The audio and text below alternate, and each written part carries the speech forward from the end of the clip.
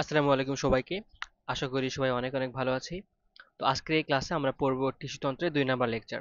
সাথে আছে আমি মুনতাসির, পড়াশোনা করছি sir Salimullah medical college Dhaka. তো দেখো, আমরা গতদিন টিস্যুতন্ত্রের ভাজক টিস্যুর যে বৈশিষ্ট্য এবং প্রকারভেদ যেগুলো আছে সেগুলো মোটামুটি পড়ে ফেলছি।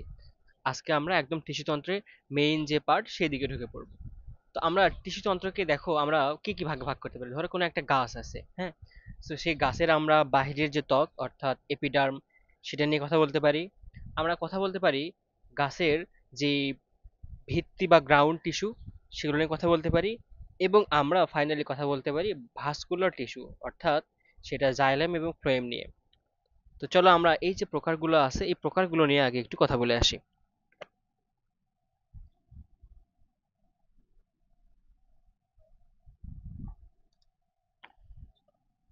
হুম। সো দেখো, আমরা টিস্যুতন্ত্রকে 3 ভাগে ভাগ করতে চাচ্ছিলাম।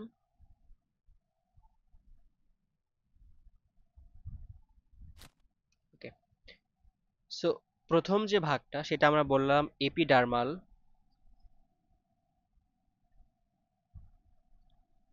বা ত্বকীয় যে টিস্যু। এরপরে দ্বিতীয় যে ভাগটা আমরা বললাম গ্রাউন্ড টিস্যু বা যেটাকে আমরা বলছি হচ্ছে ভিত্তি টিস্যু। এবং ফাইনালি তৃতীয় যে টিস্যুটা ছিল সেটা হলো কি টিস্যু ভাইয়া? আমাদের ভাস্কুলার টিস্যু।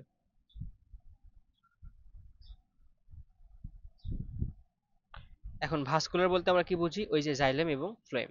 তো এদেরও আবার কিছু কিছু ভাগ আছে, অর্থাৎ এগুলোকে আমরা কয়েকটা সাব ডিভিশনে ভাগ করতে পারি। যেমন ধরো এপিডার্মাল। এপিডার্মালকে আমরা আরো 3টা ভাগে ভাগ করতে পারি। এক নাম্বারটা হচ্ছে এপিডার্মিস।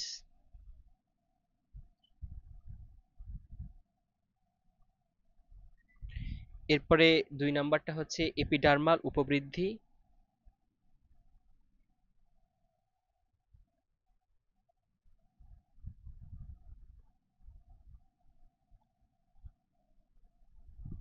এবং ফাইনালি 3 নাম্বারটা হচ্ছে এপিডার্মাল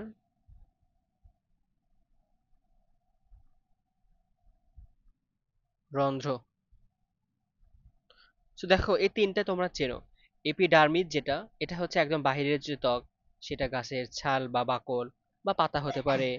এরপর এপিডার্মাল উপবৃদ্ধি বলতে আমরা বুঝি যে কোনো একটা এপিডার্ম থেকে কি কি উৎপন্ন হতে পারে। যেমন ধরো মূল রোম, এরপরে কাণ্ডরোম, এরপরে শল্ক, এগুলোকে বলা হয় এপিডার্মাল উপবৃদ্ধি। আর এপিডার্মাল রন্ধ্র বলতে আমরা কি বুঝি? পত্ররন্ধ্র বা পানিপত্র রন্ধ্র এগুলো। এরপর গ্রাউন্ড টিস্যুকে আমরা আবার 2টা ভাগে ভাগ করতে পারি। একটা হচ্ছে ভাইয়া বহিস্থিলীয় অঞ্চল, এগুলো নিয়ে আমরা বিস্তারিত পরে আলোচনা করব। আপাতত লিখে দিচ্ছি বহিস্থিলীয় অঞ্চল।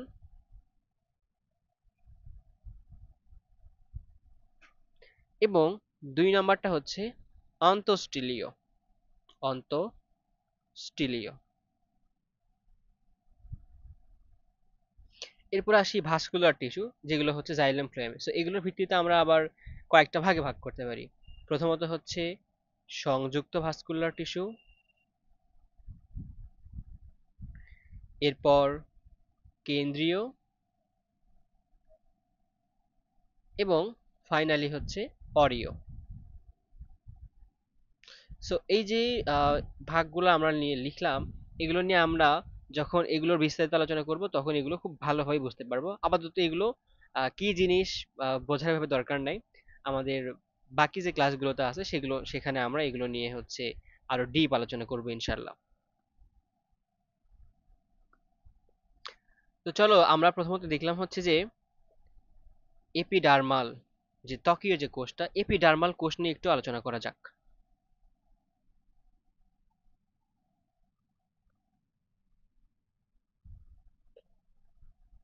সো আমরা এখন পড়বো এপিডার্মাল টিস্যু সিস্টেম বা এপিডার্মাল যে টিস্যুতন্ত্র। সো লিখি একটু এপিডার্মাল টিস্যু সিস্টেম।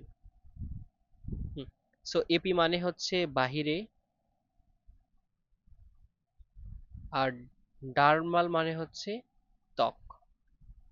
সো বাহিরের যে ত্বক সেটার যে সিস্টেমটা সেটাকে বলা হয় এপিডার্মাল টিস্যু সিস্টেম। তো দেখো এরা কি করে, প্রথমত এখান থেকে বুঝতে পারছি আমরা যে এরা বাহিরের বা বহিরাবরণ সৃষ্টি করে, তার মানে এটা হচ্ছে বহিরাবরণ সৃষ্টি করে। আচ্ছা, আর কি করে? ধরো হচ্ছে এরা কোথায় থাকবে? নর্মালি আমাদের এই যে বহি আবরণটা এটা কোথায় থাকে? প্রায় সকল অঙ্গেই থাকে। সকল অঙ্গে থাকে। বিশেষ করে ধরো হচ্ছে যে মূল,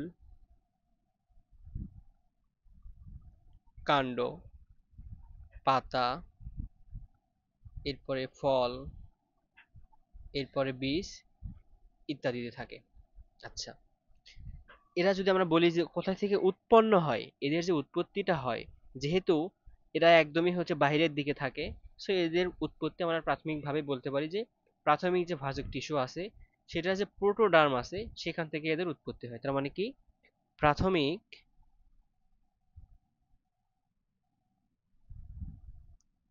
ভাজক টিস্যুর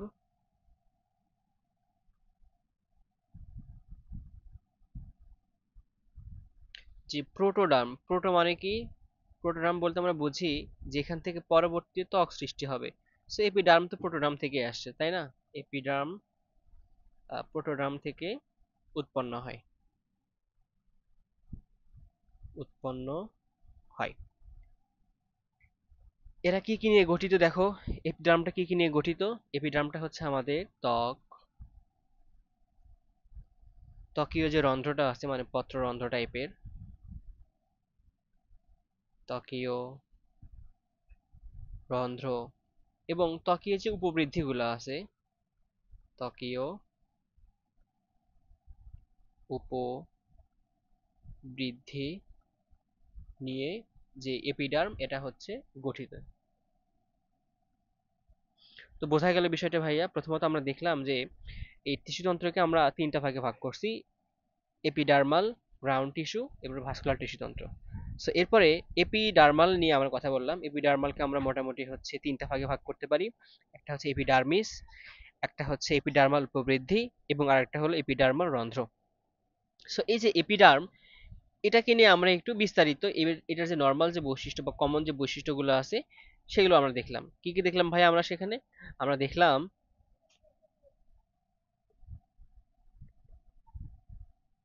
this color is not bad. আচ্ছা, আমরা এখানে দেখলাম যে এরা যেহেতু বাহিরের ত্বক, এরা কি করে? বহিরাবরণ সৃষ্টি করে। এরা প্রায় সকল অঙ্গেই থাকে, মূল, কাণ্ড, পাতা, ফল, বীজ সকল অঙ্গেই থাকে। এরপরে প্রাথমিক ভাজক টিস্যুর এরা উৎপত্তি ঘটে প্রাথমিক ভাজক টিস্যুর যে প্রোটোডার্ম সেখান থেকে। তারপরে এরা কি কি নিয়ে গঠিত? এরা হচ্ছে ত্বক, ত্বকীয় রন্ধ্র, ত্বকীয় উপবৃদ্ধি নিয়ে গঠিত। তো আজকের এই ক্লাসে আমরা পড়বো হলো আমাদের এপিডার্মিস নিয়ে। আমরা আজকে কি নিয়ে পড়বো ভাইয়া? এপিডার্মিস নিয়ে পড়বো।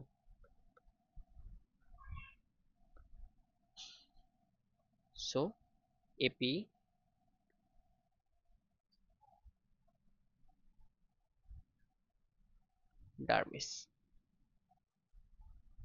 আচ্ছা, সো এপিডার্মিস দেখো, এপিডার্মিসের কোষগুলো কি রকম হয় আমরা আগে সেটা আগে দেখে নিই।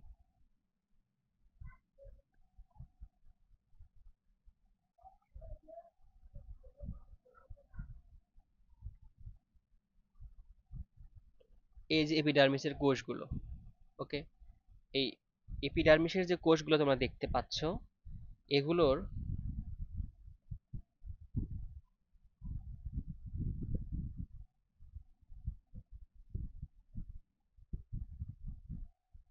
okay,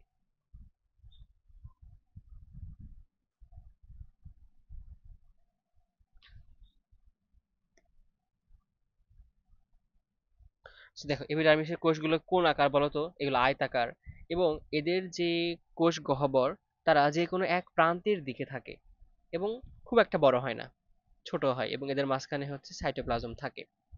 এগুলো হচ্ছে সাইটোপ্লাজম। আচ্ছা, সাইটোপ্লাজম। এবং কোষ প্রাচীর কোনটা? এই যে গ্রিন কালার দিয়ে আমি যেটা দেখাইছি সেটাই হচ্ছে কোষ প্রাচীর। So, এগুলো হচ্ছে ভাইয়া কোষ প্রাচীর।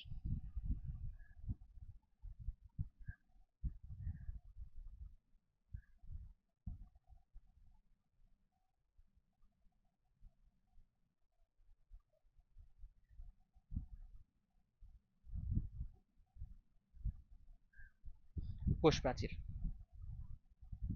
আচ্ছা, এবং তারপরে এদের উপরে একটা লেয়ার থাকে। এখানে ধরো হচ্ছে লিগনিন, সুবেরিন, এরা জমা হয়ে একটা লেয়ার তৈরি করে।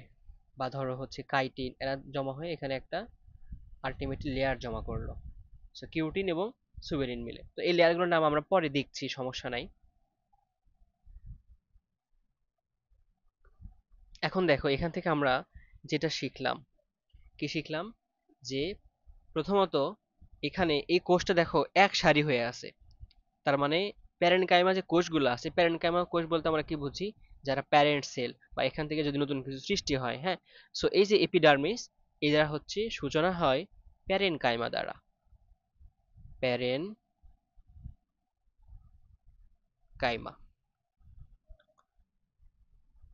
সো এই যে প্যারেনকাইমা, এরা প্রথমত আমরা দেখতে পাচ্ছি হলো এক সারি হয়। এক সারি, পাশে চিত্রে যা দেখা যাচ্ছে এক সারিতে আছে। তো এটা হচ্ছে বেশিরভাগ ক্ষেত্রে হয়, বেশিরভাগ ক্ষেত্রে।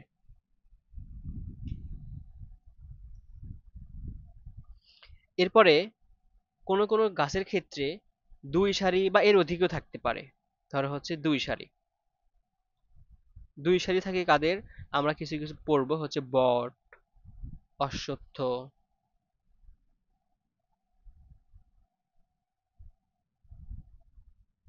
তারপরে ধরো হচ্ছে খেজুর। আমাদের বইয়ে এই উদাহরণগুলো লেখা আছে, আমরা বই থেকে আবার নতুন করে পড়ে নিতে পারবো, সমস্যা নেই। খেজুর, তারপরে ধরো হচ্ছে রাবার।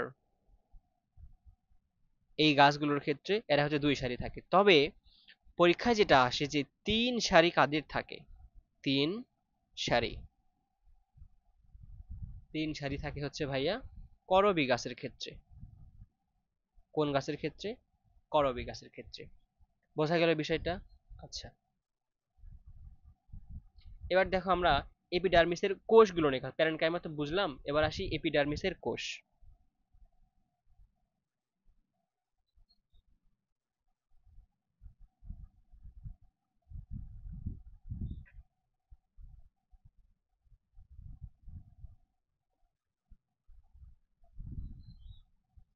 তো আমরা চিত্রটাকে একটু নিচে নিয়ে আসি, ছোট করি এবং নিচে নিয়ে চলে আসলাম।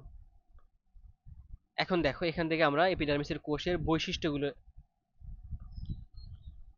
বৈশিষ্ট্যগুলো একটু লিখে ফেলি। প্রথমত কি বললাম, এই বাহিরের যে লেয়ার, এটা সবুজ কালার যেটা আছে, সবুজ কালারটা, এরা হচ্ছে ভাইয়া কোষ প্রাচীর। কোষ প্রাচীর। এবং এই কোষ প্রাচীরটা খুবই পাতলা হয়। খুবই পাতলা হয় এবং এখানে সাইটোপ্লাজম থাকে। আচ্ছা ঠিক আছে, সরি সাইটোপ্লাজম বলছি, সেলুলোজ থাকে। পাতলা হয় এবং সেলুলোজ থাকে। তবে তার উপরে এই যে লেয়ারগুলো দেখতে পাচ্ছ, এখানে কিউটিন, তারপরে হচ্ছে সুবেরিন জমা হয়। এরা জমা হয়ে এখানে কিউটিকলের একটা আবরণ সৃষ্টি করে, এরা স্তর সৃষ্টি করে, যেটা হয় হচ্ছে কিউটিকলের আবরণ। কিউটিকল স্তর। তাহলে আর কিসের স্তর সৃষ্টি করলো ভাইয়া? কিউটিকল স্তর সৃষ্টি করলো। আচ্ছা, তাহলে দেখো এপিডার্মিসের কোষগুলো এরা কি রকম হয়, এদের বৈশিষ্ট্য আমরা একটু পড়ে আসি। প্রথমত হচ্ছে এরা পাতলা হয়।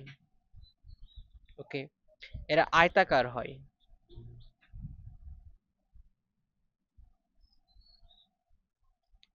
তারপরে কি হয় এখানে? দেখো এদের কিন্তু কোনো অন্তঃকোষীয় ফাঁক থাকে না। কি থাকে না? অন্তঃকোষীয় যে ফাঁকটা,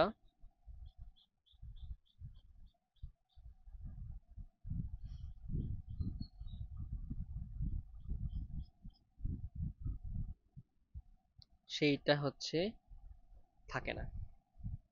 তবে এখানে পত্ররন্ধ্র বা লেন্টিসেল থাকতে পারে, অর্থাৎ স্টোমাটা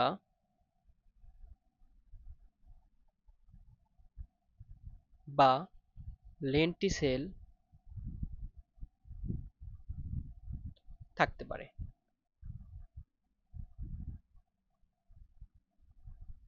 ওকে, এবার চলো আমরা প্রাচীর নিয়ে যে কথা বললাম, যদি প্রাচীরটা কিরকম সেটা একটু দেখি। তার মানে এবার আসতেছে আমরা হচ্ছে ভাইয়া প্রাচীর নিয়ে। প্রাচীর, প্রাচীরটা কি হয়? একটা কিউটিকল স্তর থাকে যেখানে হচ্ছে কিউটিন এবং সুবেরিন থাকে। তার মানে কি থাকে এখানে? কিউটিন, সুবেরিন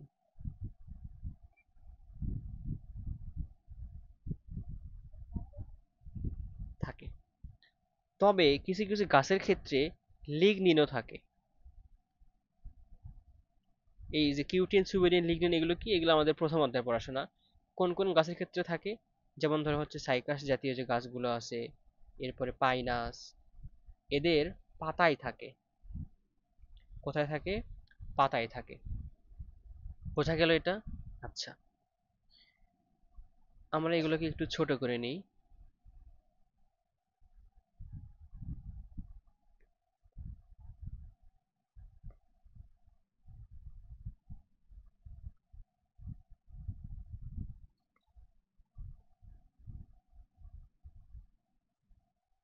সো প্রাচীরটা পড়ে ফেললাম, এবার আমরা দেখব হচ্ছে যে এখানে সাইটোপ্লাজমটা কিভাবে থাকে। আমরা তো একটু আগে চিত্রে দেখলাম যে সাইটোপ্লাজম এখানে, এই যে যেগুলো দেখতে পাচ্ছ ডট ডট ডট দিয়ে পানির মতো তরল, এগুলো হচ্ছে সাইটোপ্লাজম। সাইটোপ্লাজম,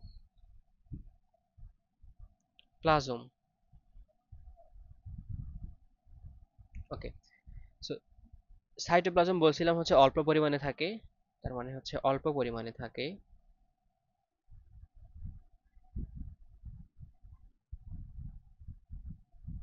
এবং এদের পাতার যে সাইটোপ্লাজম সেখানেই একমাত্র হচ্ছে ক্লোরোপ্লাস্ট থাকে এবং বেশি থাকে। তার মানে পাতার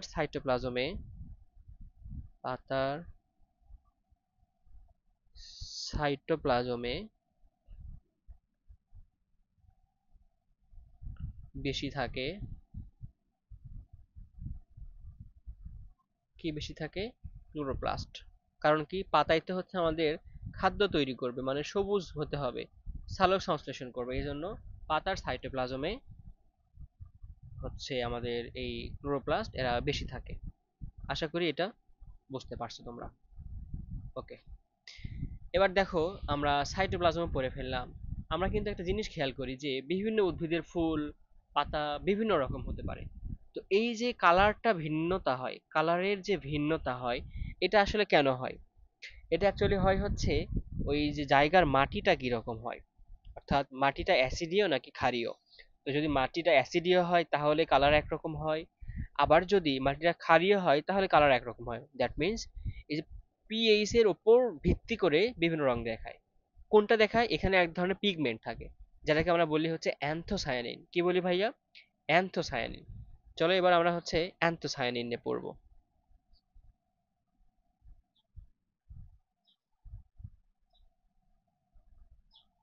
অ্যান্থোসায়ানিন,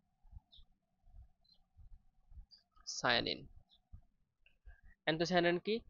এই যে পিএইচ এর যে ভিন্নতা, পিএইচ এর কারণে ভিন্ন রং দেখায়, ভিন্ন রং দেখায়। তোমরা লিটমাস টেস্ট করছো না?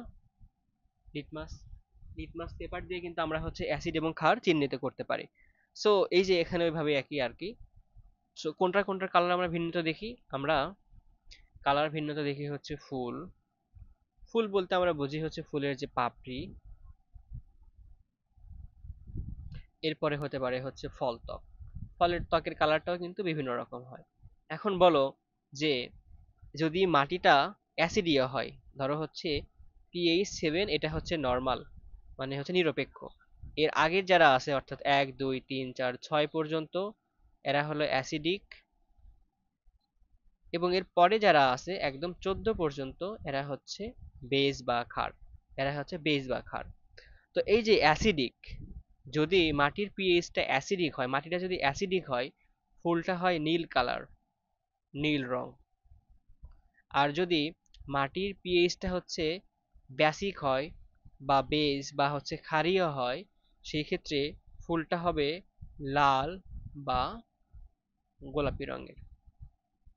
তার মানে দেখো, অ্যাসিডিক মাটিতে ফুলটা হয় নীল কালার, এবং গোলাপি কালার বা লাল কালার ফুলের রংটা হয় হচ্ছে যদি মাটিটা ক্ষারীয় হয়। এটা বুঝতে পারছো ভাইয়া? আশা করি এটা নিয়ে কোনো প্রবলেম হবে না। এবার ধরো যে তোমরা জবা দেখছো, জবা ফুলটা দেখছো। জবা ফুলের কিন্তু হচ্ছে একটা পিচ্ছিল পদার্থ থাকে, যেটাকে আমরা বলি মিউসিলেস। তো শুধুমাত্র এই যে ফুলেতেই কিন্তু হচ্ছে মিউসিলেস থাকে না, জবার পাতাতেও মিউসিলেস থাকে। কেন থাকে? কারণ হচ্ছে এই মিউসিলেসটা কি করে আসলে। ধরো হচ্ছে এখন পানির অভাব, শুষ্ক মৌসুম। তো আমরা সেই সময় কি করি? আমাদের গায়ে হচ্ছে লোশন দেই বা গ্লিসারিন দেই, যেন আমাদের দেহ থেকে পানিটা বের হয়ে যেতে না পারে, রাইট? বা ঠোঁটে আমরা হচ্ছে লিপ বাম দেই বা চ্যাপস্টিক টাইপের যেগুলো আছে, বা হচ্ছে মেরিল লাগাই। তো এই যে এগুলো যে দিই, এগুলো কেন দিই? যেন ঠোঁটটা ভেজা থাকে, এখান থেকে যেন পানিটা বের হয়ে যেতে না পারে। সো এই জবা ফুলের গাছ সহ আরো বেশ কিছু গাছ আছে যারা শুষ্ক মৌসুমে যেন তাদের পাতা থেকে বা শরীর থেকে পানিটা বের হয়ে যেতে না পারে, পানিটা যেন ধরে রাখতে পারে, এই জন্য হচ্ছে পাতায় মিউসিলেস থাকে। তার মানে কি, আমাদের এখন এই টপিকটা হচ্ছে ভাইয়া মিউসিলেস।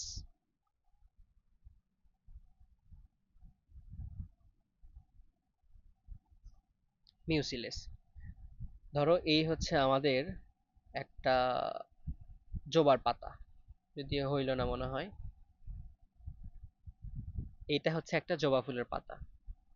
তো এই পাতার উপরে হচ্ছে আমরা একটা মিউসিলেসের আবরণ দিচ্ছি। ধরো হচ্ছে এটা সেই মিউসিলেসের আবরণ। এই মিউসিলেস কি করবে? শুষ্ক বা খরার যে মৌসুমে, শুষ্ক বা খরা মৌসুমে, খরা বা শুষ্ক মৌসুমে কি করে এরা? পানি ধরে রাখে, যেন পানিটা বের হয়ে যেতে না পারে। পানি ধরে রাখে। ওকে, সেবার কি দেখতেছি আমরা? মিউসিলেস। মিউসিলেস হচ্ছে এক ধরনের পিচ্ছিল তরল, পিচ্ছিল তরল। এবং এই পিচ্ছিল তরল কি করে? পানি ধরে রাখে, পানি ধরে রাখে। এবং এরা কোন ফুলে থাকে বললাম? আমরা হচ্ছে জানি যে জবাতে আমরা এটা দেখতে পারি। ওকে, আচ্ছা, এই দুইটা আশা করি বুঝতে পারছো। চলো আমরা এখন আরেকটা টপিক পড়বো। তোমরা অনেকেই সরিষা ফুলের গাছ দেখছো বা সরিষা ক্ষেত দেখছো, সেখানে কি হয়? আলাদা একটা স্মেল পাওয়া যায়। তুমি যদি সরিষার গাছটা ভেঙে ফেলো, তুমি আলাদা একটা স্মেল পাবা, একদমই ঝাঁঝালো একটা গন্ধ, যেটা হচ্ছে তুমি নর্মালি কোথাও পাও না। এটা জাস্ট সরিষা ফুলের ক্ষেত্রেই পাওয়া যায়। সো এই যে সরিষা ফুলের ক্ষেত্রে, মানে সরিষা যে গাছটা, সেখানে যে পাওয়া যায়, কখন পাচ্ছ তুমি? যখন তুমি সরিষা গাছটা ভেঙে ফেলবা, কোনো একটা ডাল বা কোনো একটা কাণ্ড যখন ভেঙে ফেলবা, সেই কাণ্ডের নিচে যে আবরণটা আর কি, সে আবরণ থেকে এক ধরনের এনজাইম নিঃসৃত হয়, বা এক ধরনের তোমার পদার্থ নিঃসৃত হয়, তরল পদার্থ নিঃসৃত হয়, যেটার কারণে দুর্গন্ধ ছড়ায়, টক্সিক হয় জিনিসটা। এবং এটার কারণে কিন্তু সরিষা গাছ অন্যান্য গরু ছাগল এরা কিন্তু খায় না, কারণ জানে এটা হচ্ছে ঝামেলা আছে, এখানে গন্ধ আছে, তারপর বিষাক্ত টাইপের। সো এই যে পদার্থটা, এটাকে বলা হয় মাইরোসিন। তার মানে আমরা এখন যে টপিকটা নিয়ে পড়বো সেটা হচ্ছে যে মাইরোসিন।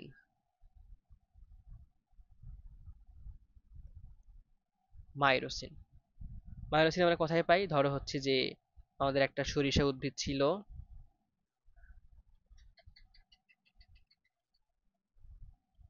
সরিষা উদ্ভিদ, যেটা কোনো কারণে ভেঙে গেল।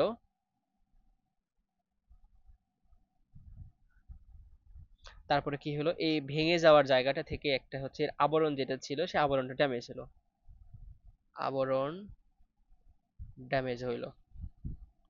এরপর আবরণ ড্যামেজ হওয়ার পরে কি হবে? এখানে মাইরোসিন যে এনজাইমটা আছে, মাইরোসিন যে এনজাইমটা আছে সেটা হবে অ্যাক্টিভ হয়ে যাবে। মাইরোসিন এনজাইম অ্যাক্টিভ। আচ্ছা, মায়োসিন এনজাইমটা অ্যাক্টিভ হলো, তারপরে কি হবে এখন? এই জায়গাটাতে হচ্ছে দুর্গন্ধ ছড়াবে, ওই যে স্মেলটা পাওয়া যাবে আর কি। এবং হচ্ছে এটা এই দুর্গন্ধটার সাথে এই রসটা অনেক টক্সিকও হয়, যার কারণে এটা হচ্ছে এই গাছটাকে রক্ষা করে। কি করে? এটা দিয়ে রক্ষা করে। আশা করি মায়োসিন টপিকটা তোমরা বুঝতে পেরেছো। ওকে, এবার দেখো, এবার আমরা আরেকটা জিনিস নিয়ে কথা বলবো, সেটা হচ্ছে আমরা কর্ক বা সিলিকা। কর্ক প্লাস হচ্ছে সিলিকা। এই এই হচ্ছে কর্ক বা সিলিকা কোথায় থাকে? বিভিন্ন ঘাস জাতীয় বা হচ্ছে নল খাগড়া এদের থাকে। ঘাস, নল খাগড়া,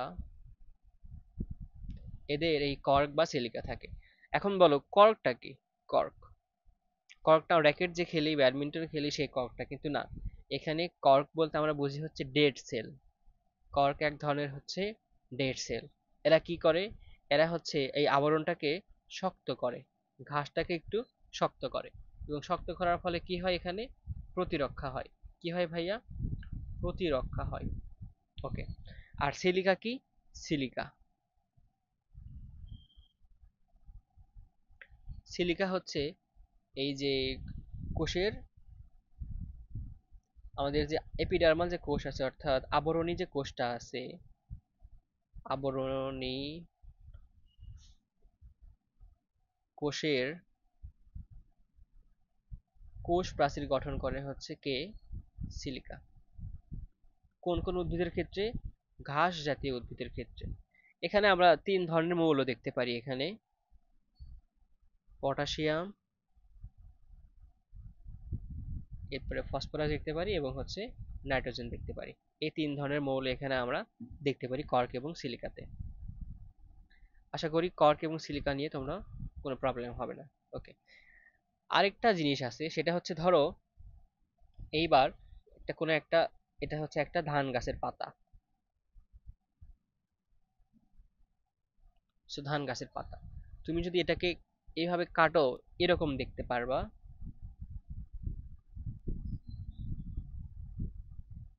এইরকম একটা শেপ দেখতে পারবা। সো এখানে যে ঘটনাটা ঘটে, যে এই শেপগুলোর মধ্যে এরকম ছোট ছোট বিন্দুর মতো কিছু একটা থাকে।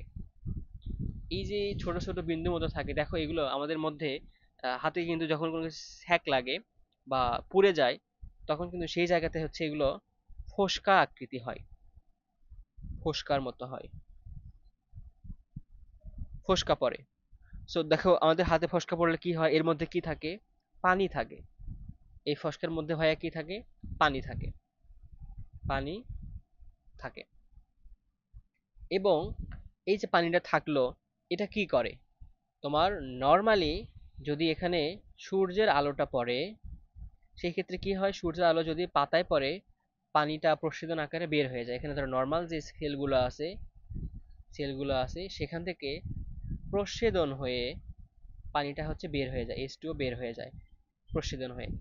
কিন্তু যেন কিছু কিছু পানি এর মধ্যে থেকেই যায়, এই জন্য আমরা এই যে আমরা হচ্ছে এখানে ফোস্কা আকৃতি করে কিছু কিছু বিন্দু তৈরি করে রাখছি, বা হচ্ছে ব্লাডার তৈরি করে রাখছি, যেগুলো হচ্ছে আমাদের এগুলো পানি ধরে রাখে। So এগুলো কি করে? এই যে এক্সট্রা সেল, এগুলো এক্সট্রা সেল, যে সেলগুলো কি করে? পানি ধরে রাখে। তো এই যে এক্সট্রা যে সেলগুলো আছে, এগুলোকে বলা হয় বলিফর্ম, বলিফর্ম কোষ। কি কোষ ভাইয়া? বলিফর্ম কোষ। বলিফর্ম, সো বলি বলতে আমরা বুঝি হচ্ছে ফোস্কা, এবং ফর্ম বলতে আমরা এখানে বুঝবো হচ্ছে আকার। তো ফোস্কা আকৃতির যে কোষগুলো থাকে তাকে বলা হয় বলিফর্ম। এগুলো কাদের দেখা যায়? ধান বা হচ্ছে একবীজপত্রী যে উদ্ভিদগুলো আছে, তাদের ক্ষেত্রে আমরা এই ধরনের কোষ দেখতে পারি। বোঝা গেল এখন বিষয়টা, যে বুলিফর্ম কোষ কাদের থাকে? ধান জাতীয় বা হচ্ছে একবীজ জাতীয় যে উদ্ভিদগুলো আছে, তাদের ক্ষেত্রে আমরা বুলিফর্ম কোষটা দেখতে পারি। এদের কাজ কি? পানি যেন সবটুকু বের না হয়ে যায়, এদের যে ফসকাটা আছে এর মধ্যে পানিটাকে এরা কি করে রাখে ভাইয়া? সঞ্চয় করে রাখে, পরবর্তীতে কাজে লাগে। তার মানে দেখো আমরা একটু রিভিউ করে আসি কি কি পড়লাম। আমরা প্রথমত হচ্ছে এপিডার্মিস যে আছে, এপিডার্মিসের কি কি কাজ বা কি করে সেটা একটু পরে আসলাম। যে এরা বহিরাবরণ সৃষ্টি করে, সকল অঙ্গে থাকে, প্রাথমিক ভাজক টিস্যুর প্রোটোডার্ম থেকে সৃষ্টি হয়। এরপরে এখানে তিনটা প্রকার হয়, যার মধ্যে একটা প্রকার হচ্ছে এপিডার্মিস। এপিডার্মিসের ক্ষেত্রে আমরা প্রথম যে টপিকটা পড়লাম সেটা হচ্ছে প্যারেনকাইমা সেল, একটা স্তর, যেটা এক স্তর হতে পারে, দুই স্তর হতে পারে, তিন স্তর হতে পারে, বাট নর্মালি হয় এক স্তর। এবং দুই স্তর কাদের হয়? বট, অশ্বত্থ, যদি এখানে অশ্বত্থ মানটা ভুল হয়েছে, এরপরে খেজুর এবং রাবার গাছের ক্ষেত্রে। আর তিন সারি দেখা যায় হচ্ছে ভাইয়া করবী গাছের ক্ষেত্রে, এটা এমসিকিউ এ কিন্তু মাস্ট আসে। এরপর এপিডার্মিসের যে কোষটা, এই যে এপিডার্মিসের যে কোষগুলো আছে, এই যে কোষগুলো আছে, এরা হচ্ছে পাতলা, আয়তাকার এবং এদের কোনো অন্তঃকোষীয় ফাঁক থাকে না। তবে স্টোমাটা বা লেন্টিসেলের ক্ষেত্রে এই ফাঁকটা এটা হচ্ছে থাকতে পারে। প্রাচীর পড়লাম যে কিউটিন এবং সুবেরিন মিলে এখানে কিউটিকলের একটা পুরু স্তর গঠন করে। ওকে। তারপরে লিগনিন, লিগনিন কোথায় থাকে? সাইকাস এবং পাইনাসে থাকে। আচ্ছা। এরপরে সাইটোপ্লাজম, এরা কি করে? অল্প পরিমাণে থাকে এবং পাতার সাইটোপ্লাজমে হচ্ছে ক্লোরোপ্লাস্ট বেশি থাকে। তারপরে দেখলাম অ্যান্থোসায়ানিন, যাদের কারণে ফুল, ফল, পাপড়িদের কালারের ভিন্নতা আসে। অ্যাসিডিক হলে হয় নীল, বেজ হলে হয় গোলাপি বা হচ্ছে লাল। এরপরে মিউসিলেস, যারা হচ্ছে পিচ্ছিল পদার্থ এবং এরা হচ্ছে তরল ধরে রাখে। মাইরোসিন পড়লাম সরিষা গাছের ক্ষেত্রে। তারপরে কর্ক সিলিকা দেখলাম। তারপরে দেখলাম বুলিফর্ম। এখন আমরা আরেকটা টপিক একটু খেয়াল করব, যে দেখো ওখানে কিউটিকল পড়ছি, যারা কি করে? কিউটিকল কি করে যেন পানিটা বের হয়ে যেতে না পারে। যেমন ধরো কচুর পাতার, তুমি তার উপরে যদি পানি ফেলো, পানি কিন্তু থাকবে না, সেখানে মোমের একটা আবরণ আছে, যেটাকে আমরা বলি কিউটিকলের আবরণ। তার মানে ধরো এইটা হচ্ছে একটা গাছ, এটা হচ্ছে গাছের নিচের অংশ, এরপরে গাছের এটা হচ্ছে উপরের অংশ।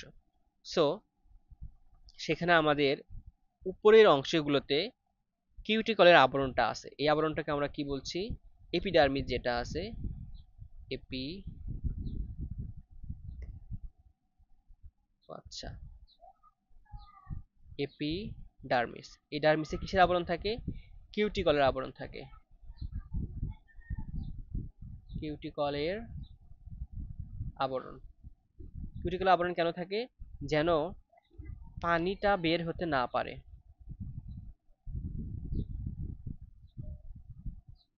না পারে। এখন তুমি যদি মূলের ক্ষেত্রেও কিউটিকলের আবরণ দাও, তাহলে কি ঘটনাটি সেম হবে? না, কারণ মূলের মধ্যে পানি ঢুকতে হবে। তো তুমি যদি এখন এই মূলের মধ্যে কিউটিকলের আবরণটা দিয়ে রাখো, তখন কিন্তু পানি ঢুকতে পারবে না। কারণ কি? ওটা হচ্ছে পানি বিদ্বেষী। সো এখন মূলের ক্ষেত্রে আমরা কিউটিকলের আবরণটা দিব না। তো কাণ্ডের যেটাকে বলা হয় এপিডার্মিস, মূলের ক্ষেত্রে এটাকে আমরা বলি হচ্ছে এপিব্লেমা। এবং এই এপিব্লেমার ক্ষেত্রে কিউটিকলের যে আবরণ সেটা নাই। কেন নাই? পানি চলাচলের জন্য কিউটিকলের আবরণটা নাই। পানি চলাচল। বোঝা গেল যে কাণ্ডের হয় হচ্ছে এপিডার্মিস আর মূলের হয় এপিব্লেমা। আমরা যখন বই পড়বো তখন এই দুইটা ভালো করে বুঝতে পারবো আরো। ওকে। এবার চলো এই যে এপিডার্মিস, এপিডার্মিসের আমরা হচ্ছে কিছু কাজ দেখে আসি। দেখো এখানে আবার তুলে এখানে লেখা আছে আমাদের যে এপিব্লেমাতে কোনো কিউটিকল নাই। এরপরে রুট ক্যাপ থাকে। এই রুট ক্যাপের যে আবরণ সেটা অ্যাকচুয়ালি হচ্ছে এপিব্লেমা। রুট ক্যাপের যে আবরণ সেটাই অ্যাকচুয়ালি হচ্ছে আমাদের এপিব্লেমা। এপিব্লেমার আমরা বুঝি ব্লেমা মানে হচ্ছে কভারিং করা, মাটি দ্বারা যেটা কভারিং হয়ে থাকে সেটা। আর উপরেরটা হচ্ছে কিউটিকলের আবরণ, যারা হচ্ছে পানি বিদ্বেষী, আমরা এটা বলছি। ওকে। এরপর আমরা এগুলো দেখছি, এগুলো এগুলো পড়া হয়েছে আমাদের। এখন আসি কাজের ক্ষেত্রে। কাজ, তো দেখো কাজগুলো আমরা পারবো, আমরা কারণ পড়ে ফেলছি অলরেডি এগুলো। দেখো অভ্যন্তরীণ টিস্যুগুলোকে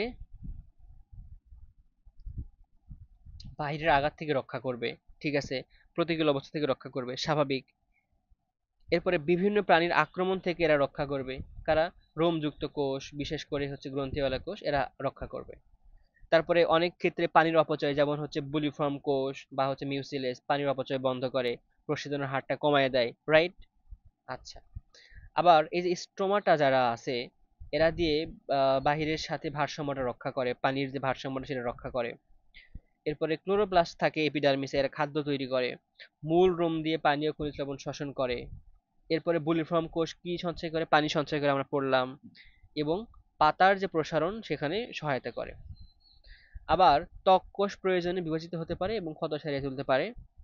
পানি এবং বিভিন্ন পদার্থ সঞ্চয় করতে পারে। কিউটিন, সিলিকা, মোম ইত্যাদি প্রস্বেদনের হারটা কমায় দেয়। আশা করি আমরা এই যে এপিডার্মিসের যে কোষগুলো আছে সেগুলো খুব ভালোভাবে বুঝতে পেরেছি।